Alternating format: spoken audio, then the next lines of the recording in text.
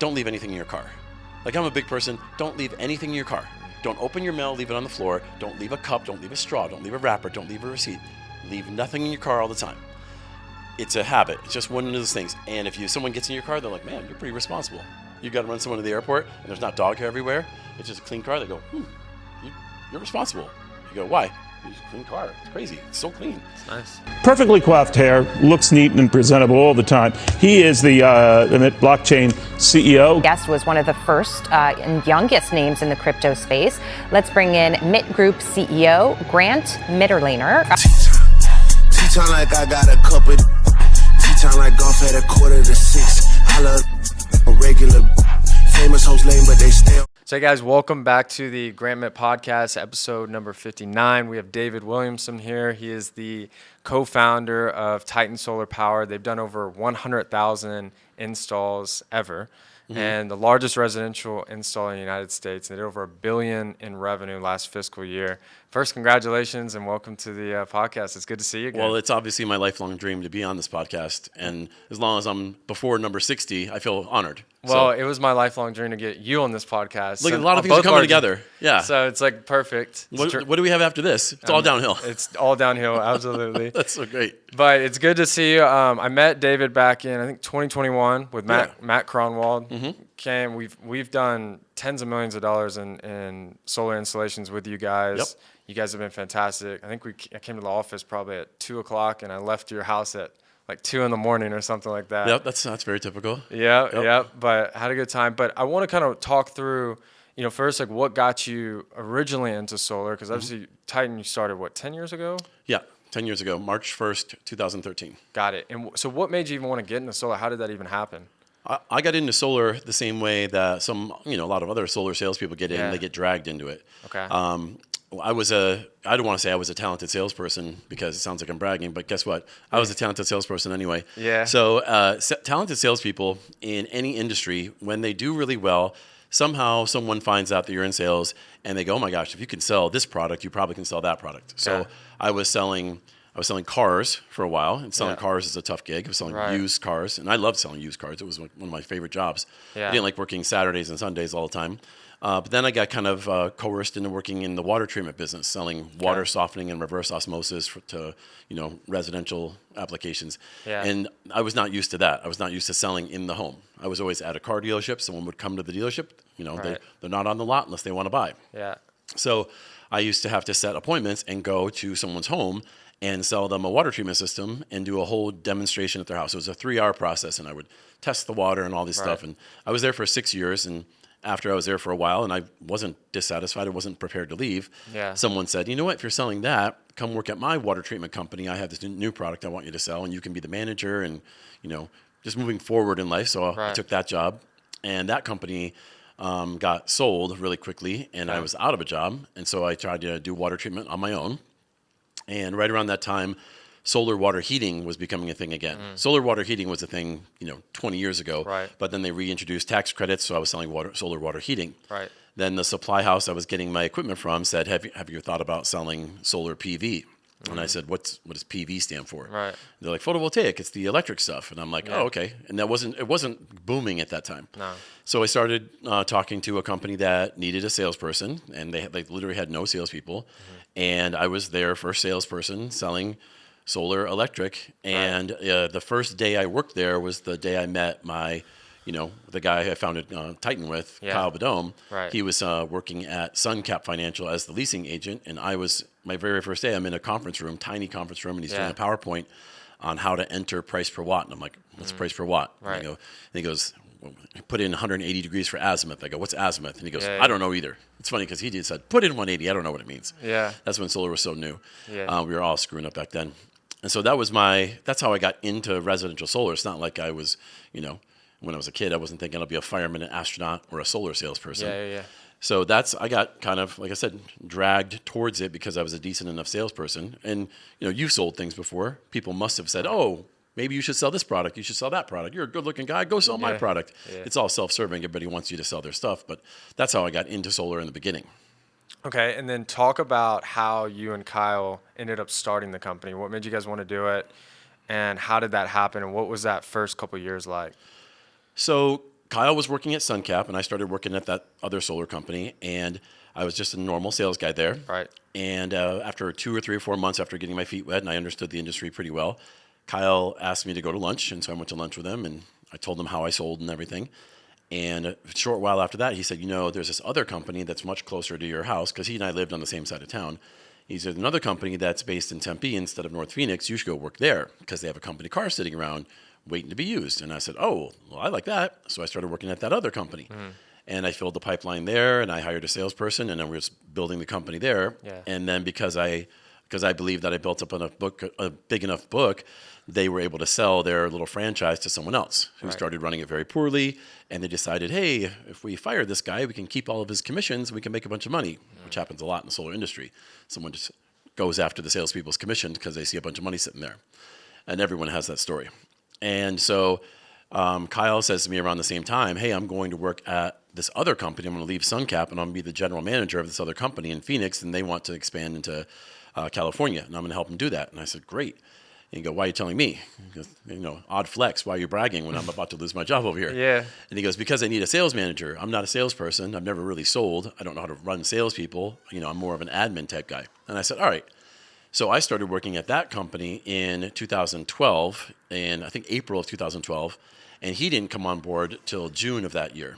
Okay. And it was fun because I got to ingratiate myself with everyone at the whole staff, and I got to teach the salespeople how to sell, and everyone loved me within 2 months. Didn't take that long. Everyone loved me right away. Good-looking guy.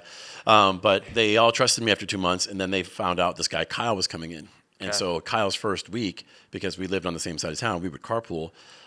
Before his first week, I told everybody that he was an asshole and that he was going to probably fire everybody because he's just such a horrible person. Yeah. And so and Kyle's a really sweet guy. Yeah, he's super nice. Yeah. So his first week, Monday, and we shared an office, Monday through Thursday, everyone's so distant to him. Like they would come into the office to ask a question they should ask him, and they'd go, hey, question. And Kyle would go, I can help. And look at him and go, David, and so he was, we'd go to lunch and he'd say, man, people are treating me like garbage here. Like, place is weird. They're What's so going weird on? because everyone normally likes Kyle, right? And I go, I think I know what the deal is, man. And he goes, what? And I go, I told everyone you were a dick. You're probably just going to let him go. And he goes, why? And I go, I don't know. I thought it'd be fun. I go, but I've been having fun all week. And so that Thursday, I went around the office and I told everybody, hey, I was kidding. Kyle's really nice. And they go, yeah, he is nice. Yeah. We were wondering when we could start being nice to him. I'm like, yeah, you can start right now. Yeah. So that Friday was a fun day because everyone treated him a lot better. Right. And so we worked there. We were working there June, July, August, and through the summer at that company. The same thing that happened to me when I was a sales guy started happening there, meaning they were letting salespeople build up commission pipelines and then finding a reason to steal the commission. Crazy. And they would make us go tell the salesperson, David, tell this guy Dino down in Tucson that we owe him $6,000, but he's not going to get it. We'll send him 1,000 and that's it. And I'm like, why? Like, well, he was at an HOA meeting with a different shirt instead of our company logo. And I'm like, but he's a 1099. He can work for whoever he wants. And they go, nope, we're keeping his money. I'm like, so I have to call this guy and say they're not going to pay you. And he's like, well, what am I supposed to do? And I'm like, I don't know. He's like, I can't sue him. I'm 1099. I'm like, you can, but you're not going to go anywhere. You don't have money for a lawyer, do you? He's like, no, I spend my money right away. I'm a sales guy. That's what salespeople do. As soon as you give them money, they spend it. And then Kyle had to call different guys that. I had to call at least 3 guys to tell them they're not getting commission. Kyle had to call a handful. And that started going on towards the end of that summer. And their installs were poor. And they were 1099ing the install crews, which you can't do. And just everything was like they were doing everything wrong. And at some point in November of the end of that year, we were driving back from a particularly crappy day. Yeah. And I just turned to Kyle and I said, dude, I go, if we had a contractor's license and a little bit of startup money, like we could start a solar company tomorrow. Like I can go out and make all the sales. We don't need anyone to sell. I'll go sell everything. And then we'll just figure out who's going to do the install. And he goes, well, I don't have any money. And I said, well, I don't have any money because I was a sales guy. I spent it all. He's like, I don't have a license either. I'm like, well, my father-in-law has a dormant contractor's license that sits here, does nothing, doesn't even have a bank account attached to it. Yeah. So I went to my father-in-law at the time and I said, this is what we want to do. And I know the industry, or at least I thought I knew the industry well enough. And through a couple series of meetings, we put together a plan and said, okay, we're going to start in March. And we secured a little teeny warehouse, like a 1,900 square foot office warehouse in Gilbert.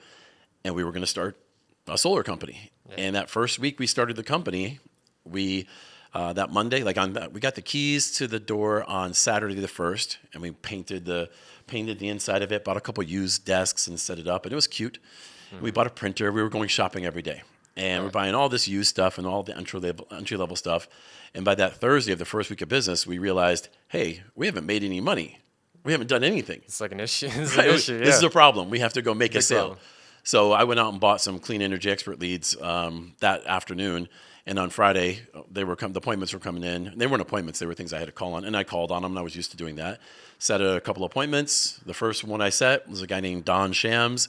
I went to his house that next week, sold him and 2 of his buddies at work. So we sold 3 deals right away, and I sold them dirt cheap just because I was desperate to get some business in. Right. And then we just started going from there. We had to learn everything. So sold a deal on a contract, and then we're like, oh, now what? We had to call SRP and say, hey, how do you fill out your application? We went to SRP and asked them, how does the process go? And we had to go to APS and say, how does this process go? And this is early on. It's a lot easier today. Everything's done through an online portal, but this is back when you filled out a paper application and you faxed it into them. Right. So we had to learn every single thing. We thought, great, we sold the deal in Chandler, so we get to install it in a couple months, and we'll get someone to install it. Well, I sold it so cheap, no one could install it because I didn't price in labor. So once we process the deal through utility, HOA, permit, it's ready to install, we can't afford a crew. So Kyle and I, being sales guys, had to go on the roof and do the install ourselves. We hired an electrician to do the groundwork, but he was a regular electrician. He wasn't a solar guy, so he wired it backwards. It didn't do anything. It's just like electricians think of power flowing one way. Right. Well, solar, it's flowing the other way. And so he wired it completely backwards. So we had to reverse all that because we failed the inspection, of course. And we did the install on the roof, and it took us 3 days to do a 5 kilowatt system. And that would normally take 4 hours. Right. That's an easy day's work. That was our start into the industry, figuring it all out all by ourselves. No prior install knowledge, no one teaching us how to do it, nothing. Just thrown right into it. What point did you and Kyle kind of look at each other and it's like, this thing's finally working? We have a machine turning. This is being successful or profitable. Not for the first, not till at least after the first year and a half. Okay. There's a certain number of deals you had to sell in a month in order for us to pay our bills. Sure. Because it was only Kyle and I for the first year. We didn't have any employees. It was just the 2 of us. In fact, we didn't hire our first guy or warehouse guy till maybe 18 months later, I think. Okay. And then my wife started working there, and we didn't even hire her as an employee. She was like a consultant. Yeah.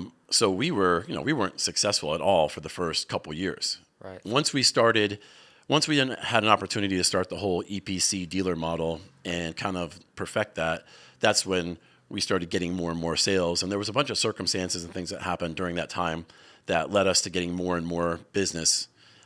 Just weird things. We were already a decent enough company with a couple install crews, and then Vegas shuts down, and then everybody from Vegas who's selling solar wants to sell somewhere close to Vegas. Those are coming to Arizona.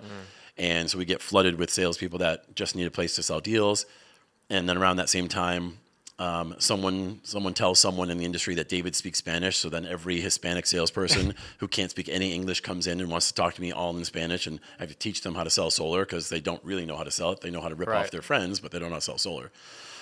So a couple of those things happened. So we went from 2 or 3 crews to 15 crews in a summer, which is crazy hyper. That's a big jump.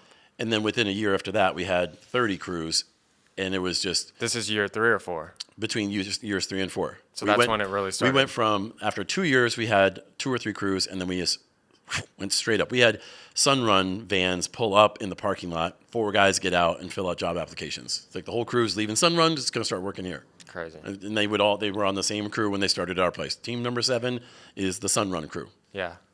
When that started happening...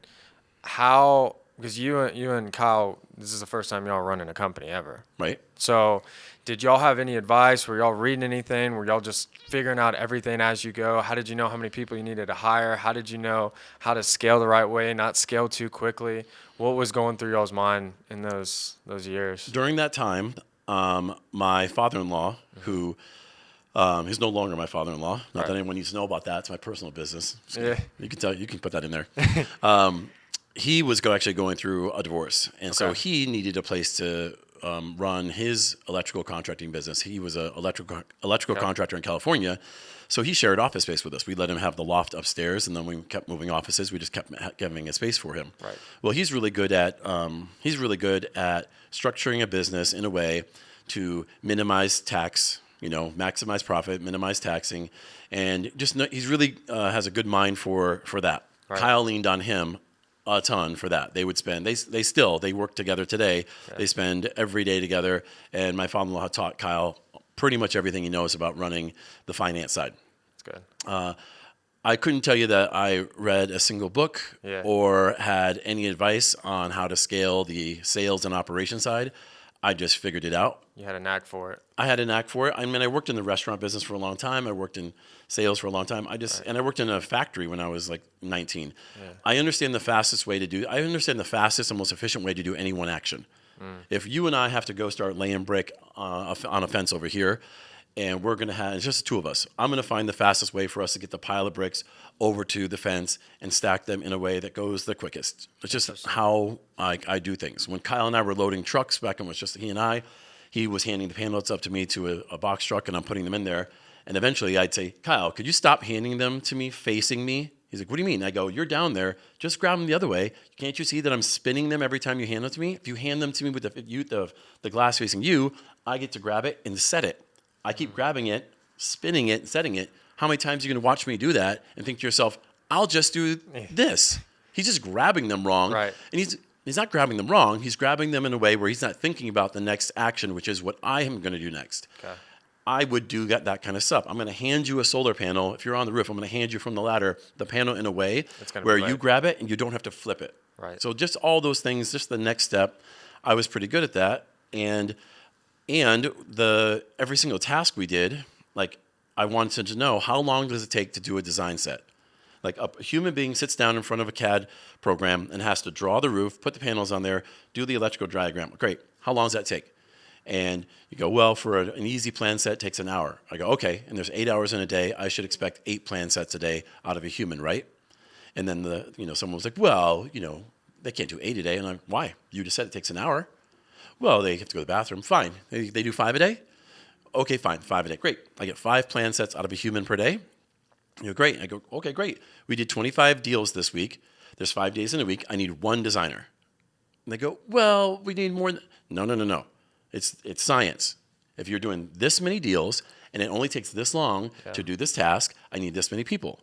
And then anybody who tells me differently is doing something inefficiently in the process. I know how long it takes to do that thing.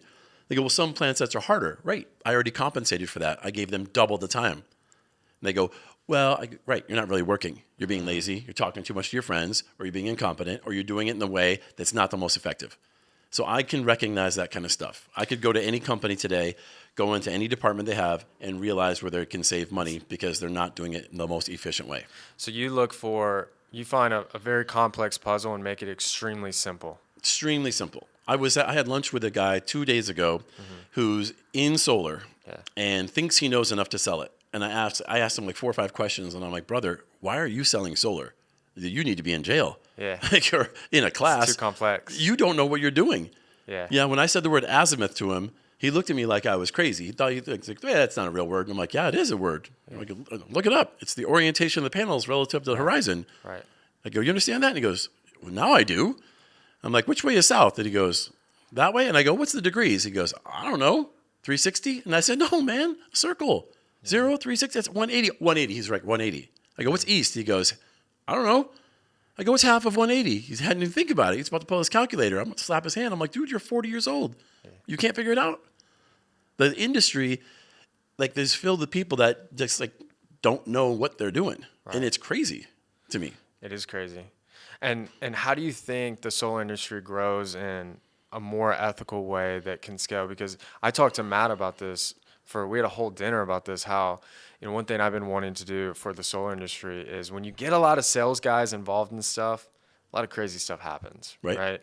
And if we can incorporate more compliance, more integrity, track for example, let's say you have a rep that's been with you 2 years. If there's even just a system that can regulate and track every deal that they've sold, was there complaints, was there issues to prevent bad things? Because if even if another solar company that's competing with yours or whoever Right. is doing really good business, it's good for the industry. Right. Because they're going to tell someone, oh, I just got solar and it's fantastic. But what's hurt is with this massive growth, you get the bad actors, you get the bad people, and it causes issues. Now, it's like, as far as when you're talking about, you talk about all the hiring, you're talking about systems and keeping things simple. What type of people do you look for when you're hiring someone? What are certain traits that you see or trends and different things about them that makes you think, okay, this person's going to be good? And what kind of things did you learn along the way on the hiring mistakes and different things like that to help you really fine tune it? I used to like to hire people that I knew. Okay. That if I thought they were high integrity people and obviously intelligent, I thought, oh, I can teach them solar. Like, I know solar really, really well. I know it better than most people know it, as far as how it's built, how to sell it, and how to use those two together. So I could say, if I could take somebody, and the person I poured all my knowledge into for the longest time was Chrissy. Yeah. And Chrissy got hired at $17 an hour when she was over at my friend's house getting a spray tan from his wife, and I just happened to be there because like the four of us, my wife and that other couple, were going to go out and get drinks. Right. And I'm like, hey dog, what are you doing? She's like, oh, I work at this company selling fixtures. And I'm like, oh, do you sell a lot of bathroom fixtures? She's like, yeah. And I go, how many have you sold? She's like, well, nothing yet. I'm like, dog, you're not in a job. You have a job, but you're not doing anything. It would come work for me. And she had to think about it because we were a startup. But like, I poured into her for years and years and years, and she's like completely well-rounded today. But not everyone you can't just do that with every single person. Mm-hmm. So, you hire someone and you try to teach them and try to teach them. But what they do and what they produce is easily measured.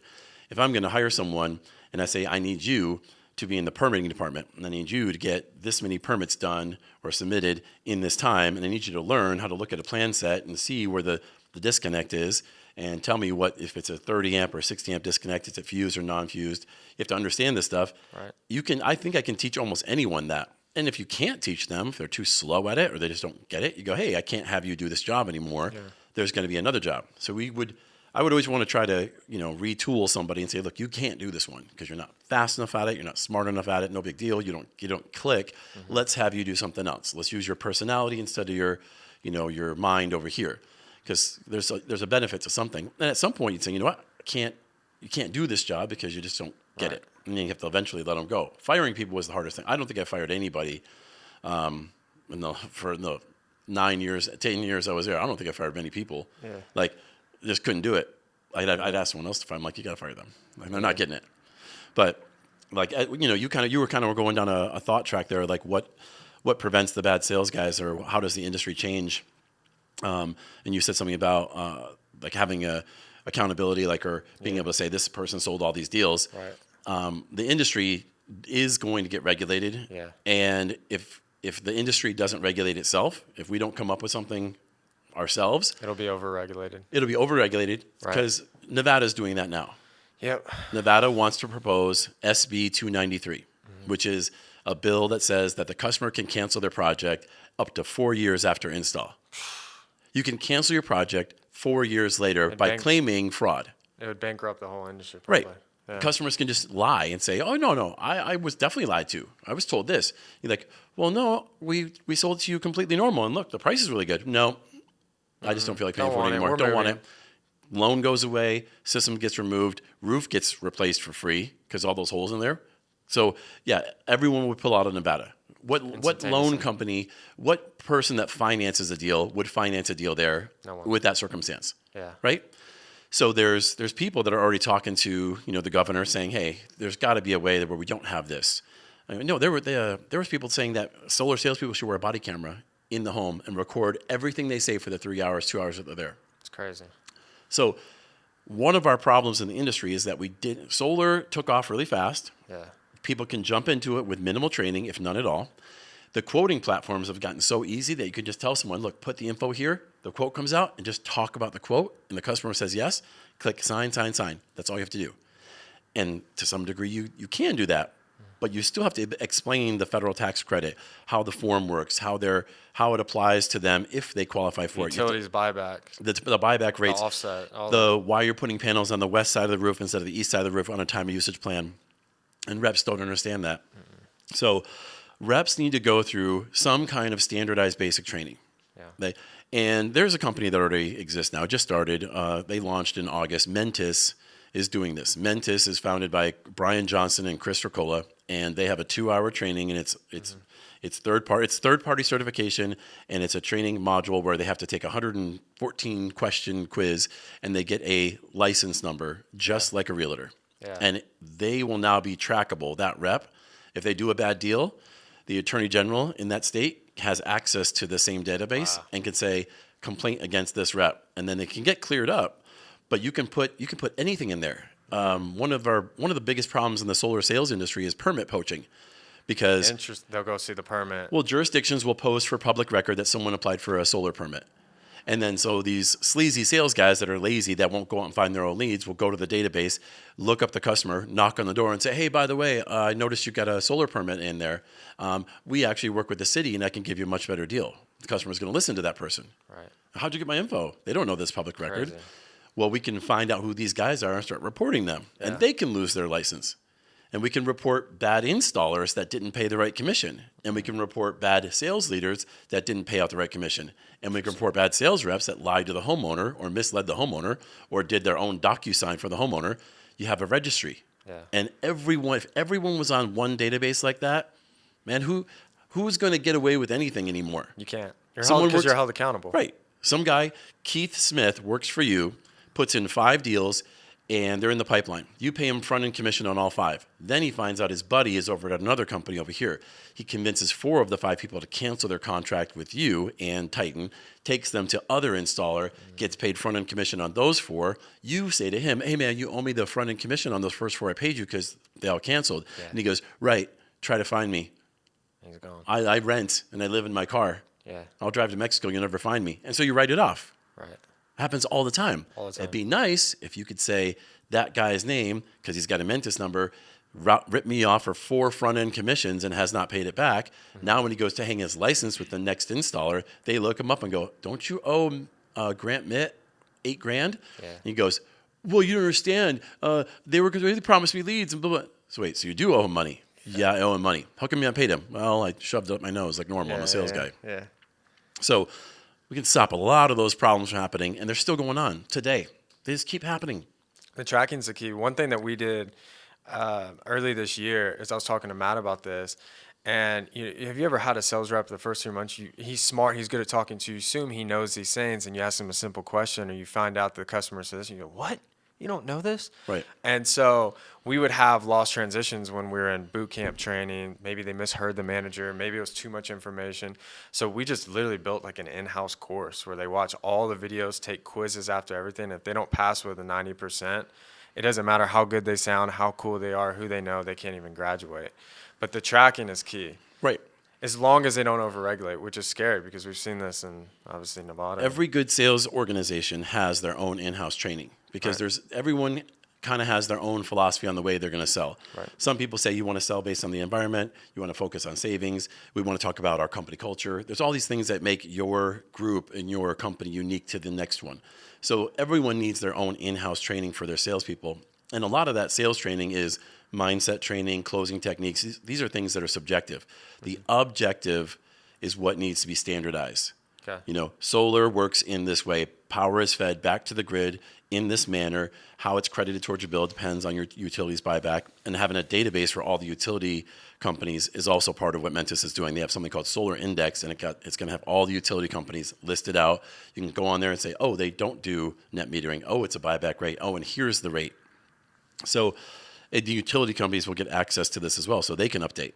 Right. But the regulation coming from a state, like a legislator, coming down upon us, everyone's doing well in the solar industry, making a lot of money on commission, which they should, because most of the guys go out and get their own lead, and they go and create a sale out of thin air, so it's not really a heavy marketing cost. They should get paid a heavy commission. Sure.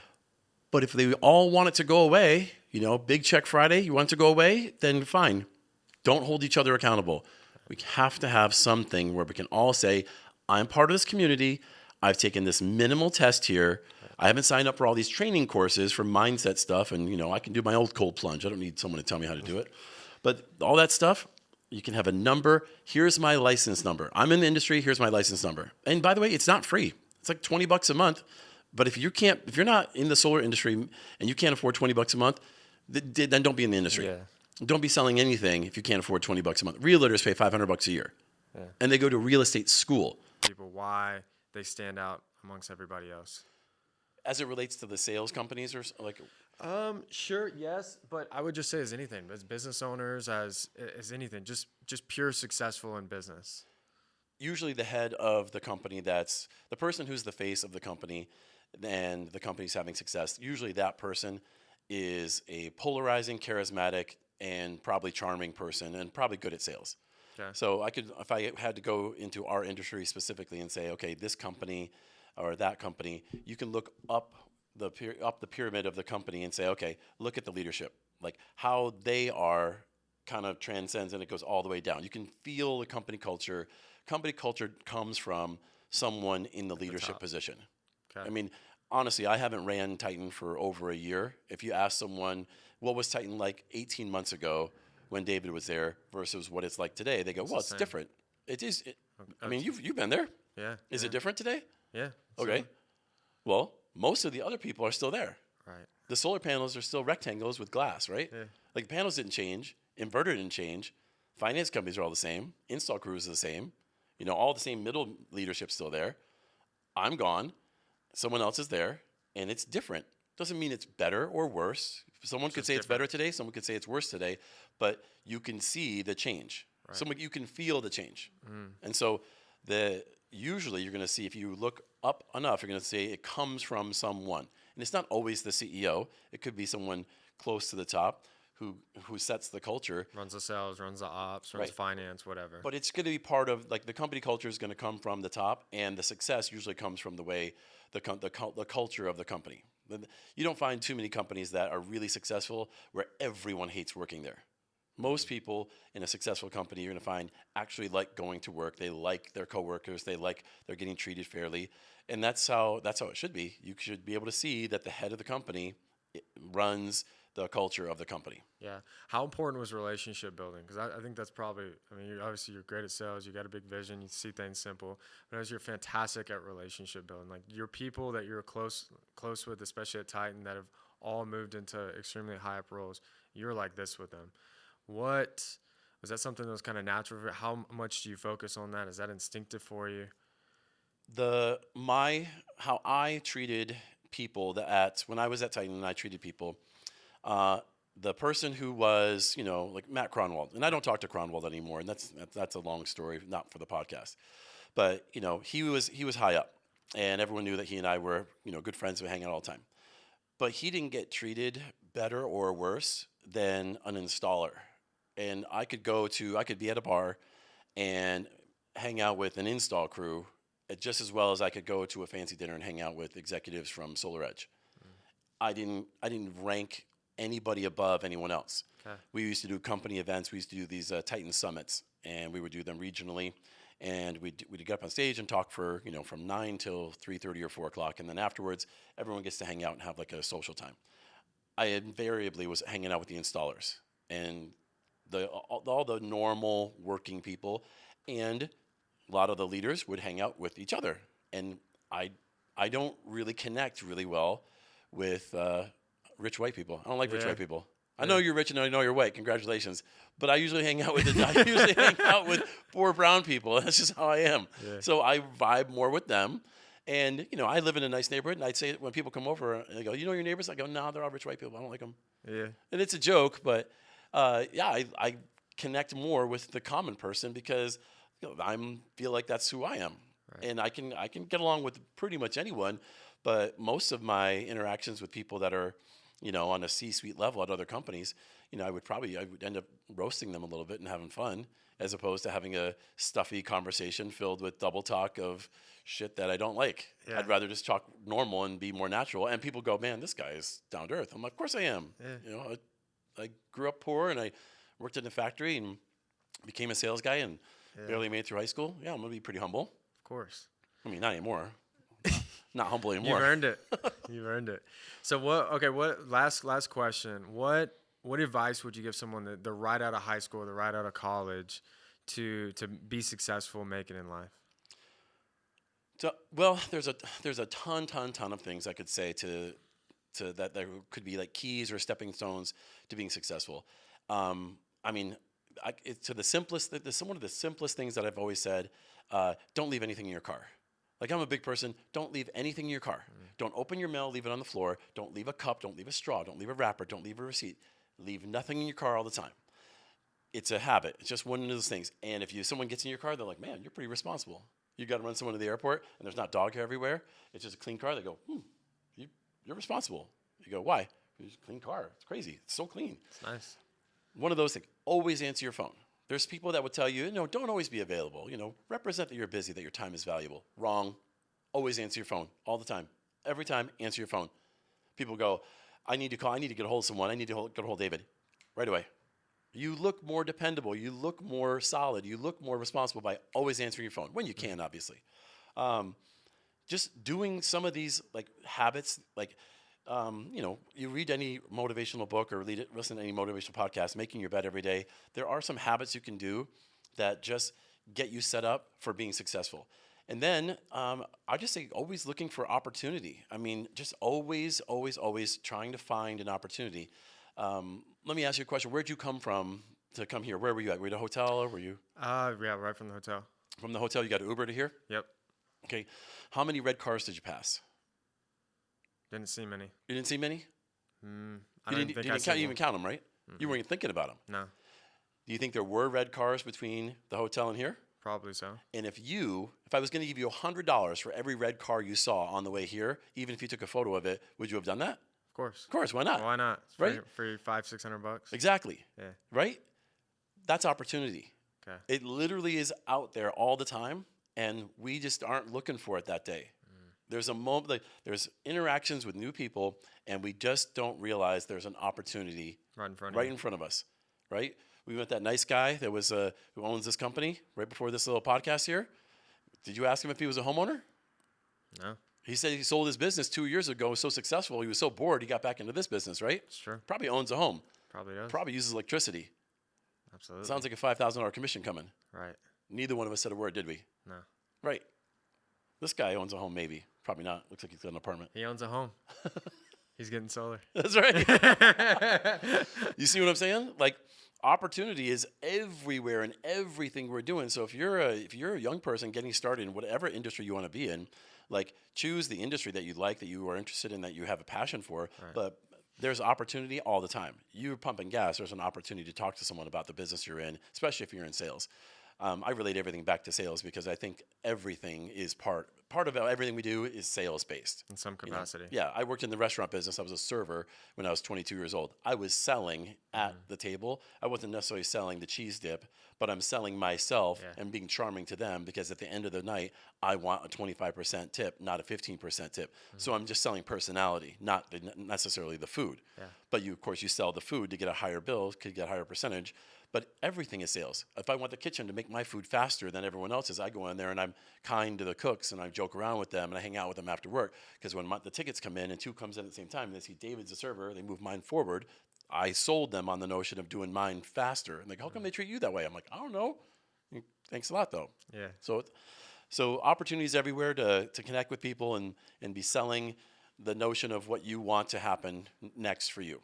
Yeah, just sounds like the little things. Yeah. That's one thing I notice is you talk to someone that's like you've built a huge company, you talk to other people that have been successful in all these different industries, you're always expecting it to be like this secretive thing that this guy did more than anyone. And it's always really boring, simple things that no one else thinks about. There's those things that happen, being ready for opportunity, looking for opportunity, and there are circumstances that do happen upon you. I mean, I'm a Christian guy, so I believe God has chosen where I'm going to be. If I get into a car accident on the way home today, God allowed me to get in a car accident or chose me to. Right. I'll try to drive as best as I can. Yeah. Can you imagine if I get in a car accident? The point is, I try to go out of my way to realize that I didn't do any one thing. I didn't make Titan successful. It wasn't because of me. God chose all that stuff. I got to take some of the glory, or I got to be around if glory was there, and they go, "Hey, David, look how great you did." Yeah, but I didn't really do that. I worked. I tried. But, I didn't make it successful. I didn't shut down Nevada at the right time to get flooded with salespeople. I didn't put the word on the street that I spoke Spanish, so I got all the Spanish business for the longest time. Like, we didn't do all those things. Like, those things were opportunities that happened to us, and we were there for them. You're ready for but it. we get to, we humans get to take credit for it sometimes, but it's not us. It's not us. Yeah. Right. Yeah. So I'm level-headed to know that that's God's the one. Right. But he's still using me, so he's pretty smart. Yeah, then that means he's making a good decision. There Right, you go. exactly. Love it, man. Well, thanks so much. It was great seeing you again. Yep. Thank you guys, obviously, again. We'll see you again for episode 60, right? You Episode barely 60. made it. We made it. You barely made it right here. Great. Cool. Talk to you guys soon. Thanks.